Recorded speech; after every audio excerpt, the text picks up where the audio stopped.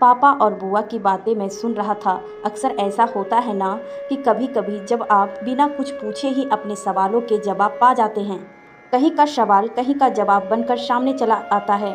नाते रिश्तेदारी की कटुता दोस्ती की कटुता से कहीं ज़्यादा दुखदाई होती है, क्योंकि रिश्तेदार को हम बदल नहीं सकते, जबकि दोस्ती में ऐसी कोई मजबूरी नहीं होती ना। पसंद आई तो दोस्त को बदल दो या छोड़ दो, उसे ऐसा क्या मजबूरी कि निभाना ही पड़े। मनुष्य है हम, और समाज में हर तरह के प्राणी से हमारा वास्ता पड़ता है। पापा बुआ को समझाते हुए बोले, जहाँ रिश्ते बन जाए वहाँ अगर कटुता आ जाए तो वास्तव में हम बहुत तकलीफ होती है। ना तो छोड़ा जाता है ना ही निभाया जाता है, बस एक बीच का रिश्ता बच जाता है। फीकी बेजुबान मुस्कान लिए स्वागत करो और दिल का दरवाज़ा सदा के लिए बंद। अरे भाई, हमारे दिल तो प्यार के लिए है ना, जहाँ नफ़रत नहीं रह सकती, क्योंकि हमें भी तो जीना है ना। नफ़रत पालकर हम कैसे जिए। किसी इंसान का स्वभाव यदि सामने वाले को नंगा करना ही है तो हम कब तक नंगा होना सह पाएंगे। बुआ के घर कोई उत्सव है और उनका देवर जब तक उनके घर हर काम में बाधा डाल रहा है। बचपन से बुआ उसके साथ थी। माँ बनकर बुआ ने अपने देवर को पाला है। जब बुआ की शादी हुई तब उनका देवर मात्र 5 साल का था। माँ बाप नहीं थे, इसीलिए जब भी बुआ मायके आती थी तो वह भी उंगली पकड़े साथ होता था। हम अक्सर सोचते थे कि बुआ तो नई ब्याही लगती ही नहीं, साथ होते ही वह एकदम सी सन्यासी सी लगने लगी है। मैं तब 7-8 साल का था जब बुआ की शादी हुई थी। अक्सर माँ को बुआ से वार्तालाप कानों में पड़ जाता था। सजा सावरा कर तो गायत्री, तू तो नई ब्याही लगती ही नहीं।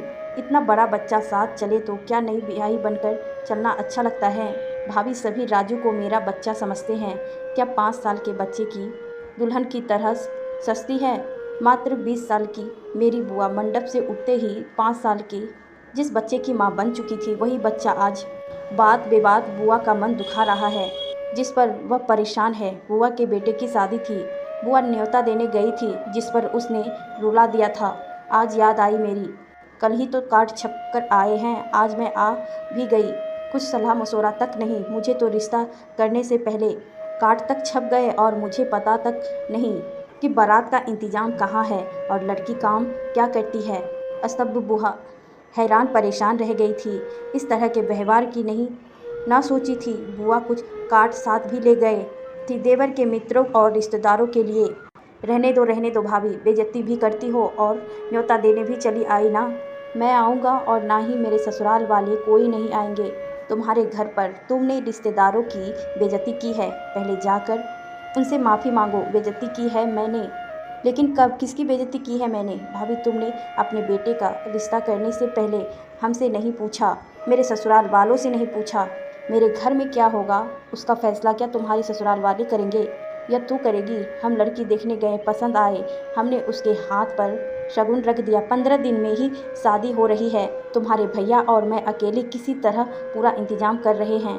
राहुल को छुट्टी नहीं मिली, वह सिर्फ 2 दिन पहले आएगा। अब तुम्हारे ससुराल वालों से माफ़ी मांगने कब जाएं और क्यों जाएं। भाभी, तुम लोग जरा भी दुनियादारी नहीं समझते। तुमने अपने घर का मुहूर्त किया, वहाँ भी मेरे ससुराल वालों को नहीं बुलाया। वहाँ तो किसी को भी नहीं बुलाया था। तुम भी तो वही थे, सिर्फ घर के लोग थे और हमने पूजा कर ली थी। फिर उस बात को तो आज 2 साल हो गए हैं। आज याद आया तुम्हें गिला शिकवा करना, जब मैं तुम्हें शादी का न्योता देने आई हूँ। पुत्र समान देवर का कूद कर लड़ना बुआ समझ नहीं पा रही थी। ना जाने कब कब की नाराज़गी भी वह अपने ससुराल वालों को लेकर जता रहा था, जिनसे बुआ का कोई वास्ता न था। समधियाना तो फूलों की खुशबू की तरह होता है, जहाँ हमें सिर्फ इज्जत देनी है और लेनी है। फूल की सुंदरता को दूर से महसूस करना चाहिए, तभी उसकी सुंदरता है। हाथ लगाकर पकड़ोगे तो उसका मुरझा जाना निश्चित है, और हाथ भी कुछ नहीं आता। कुछ रिश्ते सिर्फ फूलों की खुशबू की तरह होते हैं, जिनके ज़्यादा पास जाना उचित नहीं होता। पुत्र या पुत्री के ससुराल वाले, जिनसे हमारा मात्र तीज त्यौहार या किसी कार्य विशेष में मिलना ही शोभा देता है, ज़्यादा आना जाना या दखल देना अक्सर किसी न किसी समस्या या मनमुटाव को जन्म देता है, क्योंकि यह रिश्ता फूल की तरह नाजुक है, जिसे बस दूर से ही नमस्कार किया जाए तो बेहतर है। देवर बात बेबात पर अपने ससुराल वालों को घर पर बुलाना चाहता था, जिस पर अक्सर बुआ चिढ़ जाया करती थी। हर पल उनका बुआ के घर पर पसरे रहना फूफा जी को अकड़ता था। हर घर की एक मर्यादा होती है जिसमें बाहर वाले का हर पल का दखल सहना नहीं किया जा सकता। अति हो जाने पर फूफा जी ने भाई को अलग हो जाने का संदेशा दे दिया था, जिस पर काफ़ी बावला मचा था। जिस पुत्र बनाकर पाला था वही देवर बराबर की हिस्सेदारी मांग रहा था। कौन सा हिस्सा? हमारे माँ बाप जब मरे तब हम किराए के घर में रहते थे और तुम 2 साल तक नहियाल में पलते रहे। अपनी शादी के बाद मैं तुम्हें अपने घर लाया और पाला पोसा कर बड़ा किया। अपने बेटे के निवाला छीनकर अक्सर तुम्हारे मुंह में डाला। कौन सा हिस्सा दूं मैं तुम्हें? हमारे माता पिता कौन सी दौलत छोड़कर मरे थे जिसे तुम्हारे साथ बांटूं? मैंने यह सब कुछ अपने हाथ से कमाया है, तुम भी कमाओ। मेरी तुम्हारे लिए अब कोई जिम्मेदारी नहीं बनती। आपने कोई एहसान नहीं किया जो पाल पोस कर बड़ा किया। मैंने जो किया वह एहसान नहीं था, और जब अब तुम करने के लिए कह रहे हो उसकी मैं ज़रूरत नहीं समझता। हमें माफ़ करो और जाओ यहाँ से, हमें चैन से जीने दो। फूफा जी ने जो हाथ जोड़े उन्हीं पर अड़े रहे। मन ही मर गया उनका। क्या करते वह अपने भाई का यह कल का बच्चा ऐसे बकवास कर गया। आखिर क्या कमी रखी मैंने? लाता नहियाल से तो कोई मेरा क्या बिगाड़ लेता। पलता वही मामा के परिवार का नौकर बनकर, आज इज्जत से जीने लायक बन गया तो मेरे ही सिर पर सवाल हद होती है बेशर्मी की। वह अलग घर में चला गया था, लेकिन मौके बे मौके उसने जहर उगलना नहीं छोड़ा था। बुआ के बेटे की शादी का नेग उसने उठाकर घर से बाहर फेंक दिया था। बीमार हो गई थी बुआ। क्या हो गया है इस लड़के की बुद्धि को? हमारा ही दुश्मन बना बैठा है। हमने क्या नुकसान कर दिया है? इसका इज्जत के सिवा और क्या चाहते हैं? इससे बुआ का स्वर पुनः कानों में पड़ा। भूल जाओ ना, उसे पापा बोले थे। समझ लो उसका कोई भी अस्तित्व नहीं है। शरीर का जो हिस्सा सरगल जाए उसे काट कर अलग करना ही पड़ता है, वरना तो सारा शरीर गलने लगता है। तुम्हारा अपना बेटा शादी करके अपने घर में खुश है ना? तुम पति पत्नी चैन से जीते क्यों नहीं? क्यों उठते बैठते उसी का रोना लेकर बैठे रहते हो? अपना बेटा खुश है और यह कौन सा पराया था? भैया, हमने इसकी कभी भी खुशी पर कोई रोक नहीं लगाए।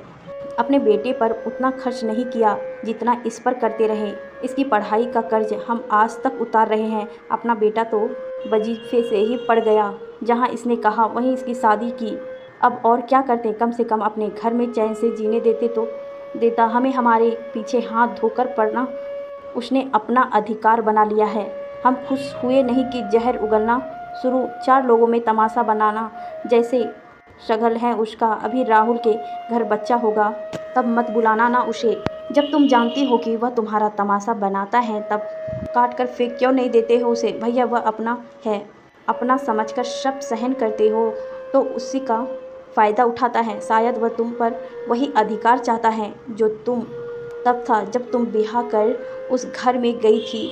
तुमने अपनी संतान तब पैदा की थी जब तुम्हारा देवर 10 साल का था। इतने साल का उसका एकांत अधिकार छिन जाना उससे सहा नहीं गया। अपनी सीमा रेखा भूल गया। ऐसी मानसिकता धीरे धीरे प्रबल होती है। उसका अपमानित करना बढ़ता गया और तुम्हारी सहन शक्ति बढ़ती गई। मोह ममता की मारी तुम उसे बालहट समझती रही। दबी आवाज़ में मैंने तुमसे पहले भी कहा था, अपने बेटे और देवर में उचित तालमेल रखो।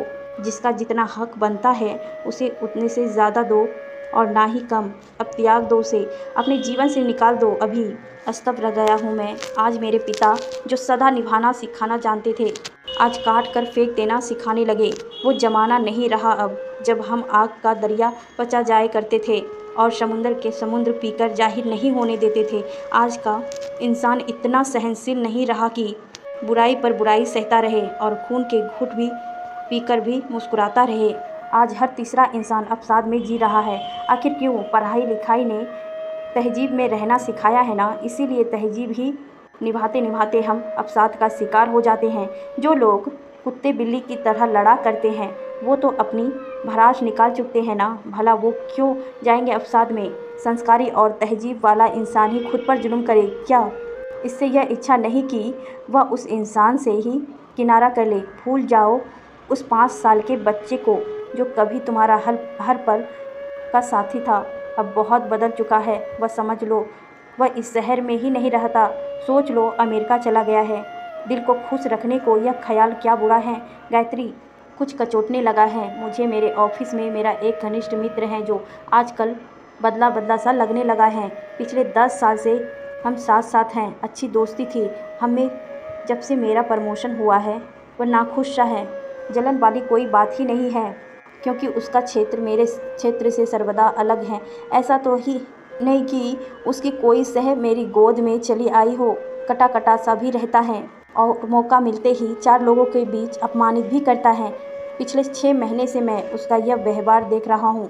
कोशिश भी की है कि बैठकर पूछूं, मगर पता नहीं क्यों वह अक्सर भी नहीं देता। कभी कभी लगता है वह मुझे से दुश्मनी निकाल रहा है। अपना व्यवहार भी मैं पल पल परख रहा हूँ कि कहीं मैं ही कोई भूल तो नहीं कर रहा। हैरान हूँ मैं, आज तो वहीं खड़ा हूँ जहाँ कल खड़ा था। ऐसा लगता है वही दूर जाकर खड़ा हो गया है और बात बेबात मेरा उपहास उड़ा रहा है। धीरे धीरे दुखी रहने लगा हूँ मैं। आखिर मैं कहाँ भूल कर रहूँ। काम में जी नहीं लगता। ऐसा लगता है कोई प्यारी चीज़ हाथ से निकलने जा रही है। शायद मेरे स्नेह का निरादर कर उसे अच्छा लगता है। अपने आप के लिए भी तुम्हारी कोई जिम्मेदारी बनती है ना। गायत्री ने अपने पति के प्रति, अपनी सेहत के प्रति, अपने लिए जीने सीखो बच्ची। पापा अक्सर प्यार से बुआ को बच्ची कहते हैं। बुआ की अपने देवर के प्रति ममता तो मैं बचपन से देखता आ रहा हूँ। आज ऐसी नौबत चली आई कि उसी से बुआ को हाथ खींचना पड़ेगा, क्योंकि बुआ अवसाद में जा चुकी है। डिप्रेशन का मरीज जब तक डिप्रेशन की वजह से दूर ना होगा जाएगा कैसे। कोई भी रिश्ता तभी तक निभ पाता है जब तक दोनों ही निभाने के इच्छुक हो। अमृत का घड़ा कलश केवल एक बूंद जहर से विषाक्त हो जाता है। हमारा मन तो विनयी मन है, जिस पर इन बूंदों का नियंत्रण गिरना हमें मार ना दे तो क्या करे। अपना निरादर करना भी तो प्रकृति का अपमान है ना। सहना भी तभी तक उचित है जब तक आप सह पाए। सहने की अति यदि आपको या हमें मारने लग जाए तो क्यों ना हाथ खींच लिया जाए, क्योंकि रिश्तों के साथ साथ अपने प्रति भी हमारी कोई जिम्मेदारी है ना। क्यों कोई आपके प्यार और अपनत्व का तिरस्कार करता रहे। क्यों आपके वात्सल्य और स्नेह को कोई अपनी जागीर समझकर जब चाहे पैर के नीचे रौंदा दे और जब चाहे जरा सा पुचकार दे। अब छोटा बच्चा नहीं है वह कि तुम हाथ खींच लोगी तो मान जाएगा। 2 बच्चे का बाप है, अपने आलीशान घर में रहता है। तुम्हारे घर से कहीं बड़ा घर है। उसका क्या कभी बुलाता है वह तुम्हें? क्या तुमसे कभी पूछता है वह कि तुम जिंदा हो या मर गई? उसे इतना ही महत्व दो जिसके वह लायक है। शंकरे बर्तन में ज़्यादा वस्तु डाली जाए तो वह छलक कर बाहर निकलती है। यह इंसानी फितरत है बच्ची। पास पड़ी शह की मनुष्य कद्र नहीं करता। जो मिल जाए वह मिट्टी और जो खो जाए वह सोना तो सोना। बनो ना पगली, मिट्टी क्यों बनती हो। चुप हो गए पापा। शायद बुआ पर नींद की गोली का असर हो चुका है। गहरी पीड़ा में है बुआ, क्षमता से ज़्यादा जो सह चुकी है। फूफा जी और पापा बाहर चले गए। हमारा पूरा परिवार बुआ की वजह से दुखी है। निर्णय हुआ कि कुछ दिनों राहुल के पास बंगलोर चली जाएंगे। इस माहौल से दूर, शायद जगह बदलकर बुआ को अच्छा लगे। हफ्ता भर बीत चुका है। मैं अपने नाराज चल रहे मित्र की तरफ देखती हूँ। ज़रूरी बात भी नहीं करता, पास से निकल जाता हूँ जैसे उसे देखा ही नहीं। पहले उसके लिए रोज़ जूस मंगवाता था, अब सिर्फ अपने ही लिए मंगवाता हूँ। नतीजा क्या होगा मैं नहीं जानता, मगर मैं चैन से हूँ। उठा तंग नहीं करती। ऐसा लगता है अपने आप पर दया कर रहा हूँ। क्या करूँ, मेरे लिए भी कोई मेरी जिम्मेदारी बनती है ना। पापा सच ही तो कह रहे थे, किसी के लिए मिट्टी भी क्यों बना जाए। सहज उपलब्ध होकर क्यों अपना मान घटाया जाए। आखिर हमारे आत्मसम्मान के प्रति भी हमारी कोई जिम्मेदारी बनती है ना।